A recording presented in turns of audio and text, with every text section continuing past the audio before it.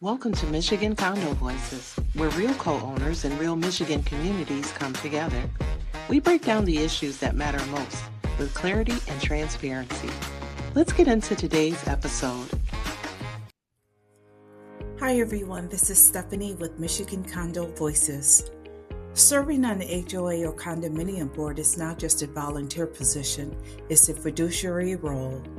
Board members are entrusted with decision-making authority, financial oversight, and long-term stability of a community. That's significant responsibility. Most board members serve with good intentions, but good intentions are not always enough. Today, we're going to discuss when a board member in any community should seriously consider stepping down. This isn't about criticism, it's about governance integrity. Because sometimes stepping aside is the most responsible leadership decision a person can make. Trust is the foundation of community governance. If a board member has repeatedly misrepresented information, withheld material facts, or provided inconsistent or misleading updates, even if unintentional, credibility erodes. When co-owners no longer trust what they're being told, governance becomes unstable. At that point, the question becomes, is continued service helping rebuild trust or deepening the divide? Transparency does not mean sharing privileged legal strategy. It does mean providing timely updates, explaining decisions clearly, documenting votes appropriately, and respecting access to records requirements.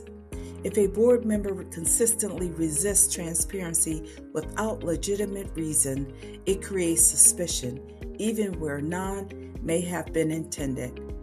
Governance cannot function long-term behind closed doors. Boards are elected to serve the collective interests of co-owners. That does not mean agreeing to every request, but it does require listening respectfully. Warning signs include public dismissal of concerns, mocking or minimizing dissent, treating disengagement as disloyalty. Healthy governance allows disagreement without retaliation. If a board member cannot tolerate respectful dissent, stepping aside may protect the community from escalating conflict. Litigation and enforcement are sometimes necessary, but when escalation becomes the default rather than the last resort, costs rise financially and relationally. If a board member consistently chooses legal escalation over mediation, penalties over communication, and conflict over collaboration, it may signal a leadership style misaligned with long-term community health. Financial mismanagement and oversight failures. This is one of the most serious categories.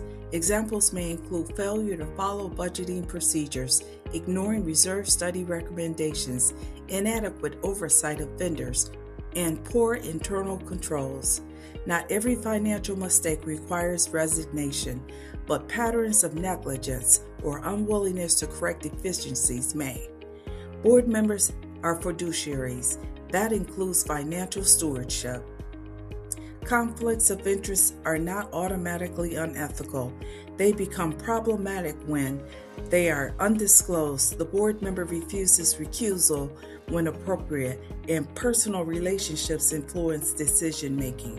When objectivity is compromised, stepping aside may be the only way to restore confidence. Burnout or being in over one's head. This one is often overlooked. Board service can be demanding. If a board member lacks the time required, feels overwhelmed by legal or financial complexity, or avoids duties because they feel unprepared, it may be better to step down than to serve ineffectively. There is no shame in recognizing capacity limits. Sometimes the most responsible act is acknowledging that someone else may be better equipped for the current season. Abuse of authority. This includes selective enforcement, retaliatory actions, or using board power to settle personal disputes. Even the perception of abuse can destabilize a community. Board authority exists to protect shared interests, not personal agendas. Fiduciary duty requires acting in good faith, acting in the best interests of the association, exercising reasonable care, and avoiding self-dealing. When those standards are compromised, resignation may not just be appropriate, it may be necessary. If ongoing controversy tied to a particular board member deters buyers, damages vendor relationships, or creates division that impairs governance, it becomes bigger than the individual. Sometimes preserving the stability of the community requires personal humility. Leadership is not about holding a seat, it's about serving effectively. This is an important clarification. This discussion is not about encouraging hostility toward board members. Some communities have great stewards. It is about accountability. Serving on a board is voluntary, but the responsibility is real. And stepping down does not mean failure. Sometimes it reflects courage, and sometimes fresh blood and fresh ideas are long overdue, and just what communities need to restabilize. Communities function best when authority is exercised with restraint, transparency is practiced consistently, fiduciary duties are taken seriously, and leaders are willing to evaluate themselves honestly. The question isn't, how do I stay on the board? The question is, am I still serving the community well? If the answer becomes unclear, reflection and sometimes transition may be the most responsible path forward. Strong governance requires courage, including the courage to step aside when necessary. Take care, everyone. Thanks for listening.